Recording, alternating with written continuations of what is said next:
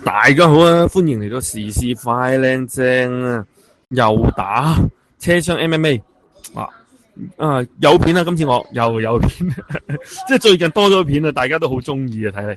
嚟兩個男子懷疑初則口角繼而動武就梗噶啦，大佬啊，小喇叭係初則口角繼而唔動武，唔係動咩動手指頭點個小讚讚咁樣啊！當然啦，你哋要點讚係梗噶啦咁就有幾段影片咧就喺 Facebook 群組流傳啦，好多 like 下噶，我見到唔知我呢條片夠唔夠 like 啦就話啦，現場咧就係觀塘線去調景嶺方向，其實使乜咁燥咧？日日都要打嘅真係咁好抽你哋日日你唔打過佢都唔安樂咁樣咧，真係太大壓力啦！香港其實呢一個係屬於社會性問題嚟嘅日日都要發泄咗佢啊嘛，係啊，人係咁冇位發泄咪咁打咯，冇咩望啊嘛，冇咩望就打到黐線喎即係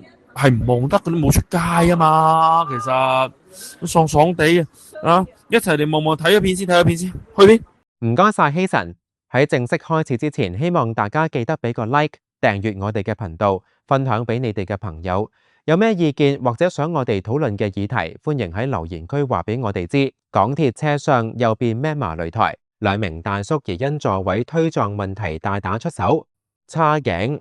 出拳、纏鬥，乘客全程食花生，冇人制止。各位觀眾，港鐵車廂入面嘅衝突真係一單接一單。尋晚夜晚10點半左右，觀塘線一架往調景嶺方向嘅列車喺駛近鑽石山站嗰陣，兩名中年男子懷疑因為座位推撞問題發生口角，繼而動武，由叉頸到出拳，兩個人喺車廂入面扭打成一團，其他乘客就全程食花生觀戰，冇人上前制止。今日嘅時事快靚正，我哋就同大家詳細講下呢單港鐵咪麻。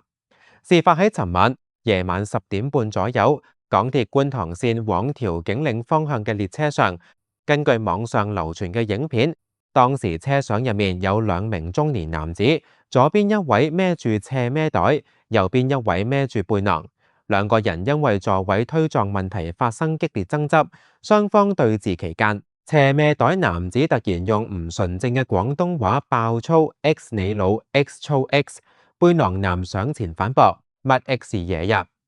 斜孭袋男子隨即出手，一手叉住對方嘅頸，將佢推到車門位置。背囊男立即反抗，大叫咪喐，但斜孭袋男子繼續瘋狂出拳，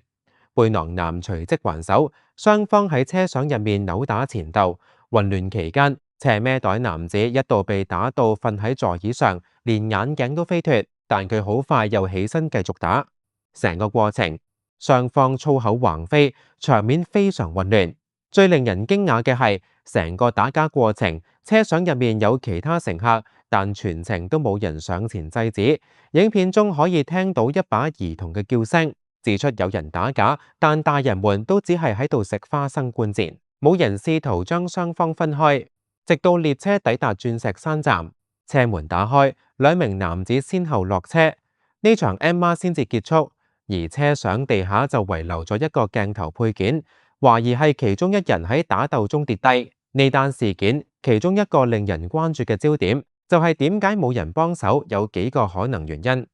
第一，怕惹禍上身，喺唔清楚事件來龍去脈嘅情況下，貿然介入衝突，可能會令自己都成為攻擊目標。加上對方情緒激動，出面勸交，分分鐘會攬炒。第二，事不關己。部分乘客可能覺得唔關自己事，只要對方唔係打自己，就由得佢哋打，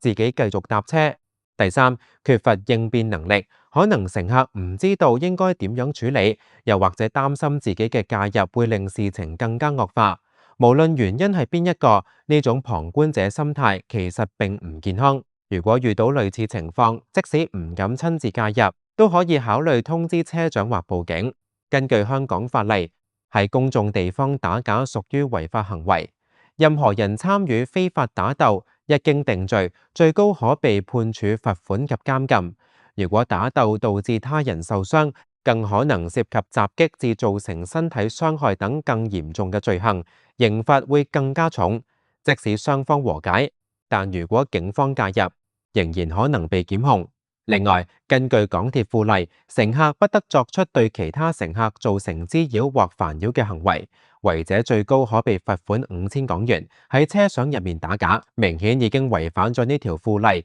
港鐵車廂入面嘅衝突，其實並非新鮮事，過去曾經發生過多宗因為讓座、逼車、碰撞等問題而引發嘅罵戰甚至打鬥，呢啲事件都反映咗喺擠迫嘅公共交通工具入面，人與人之間嘅摩擦無可避免，但關鍵在於點樣處理衝突。如果喺公共交通工具上遇到類似衝突，可以參考以下建議：第一，保持冷靜，唔好加入罵戰或打鬥，以免火上加油。第二，通知車長，可以透過對講機或直接通知車長，等港鐵職員處理。第三，報警求助，如果情況嚴重，例如有人受傷或使用武器，應該立即報警。第四，記錄證據，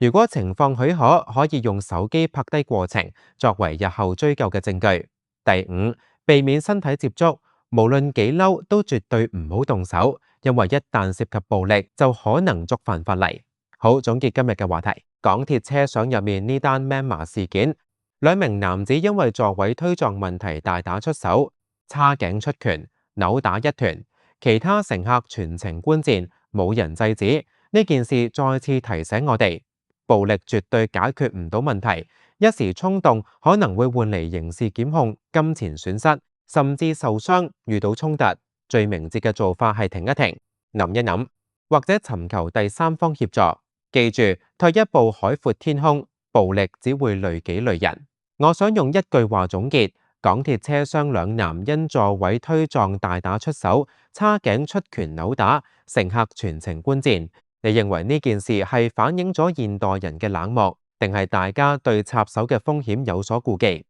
好啦，今日嘅時事快靚正就講到呢度。有咩意見或者想我哋討論嘅議題，歡迎喺留言區話俾我哋知。多謝大家收睇時事快靚正，我哋下次再見，拜拜。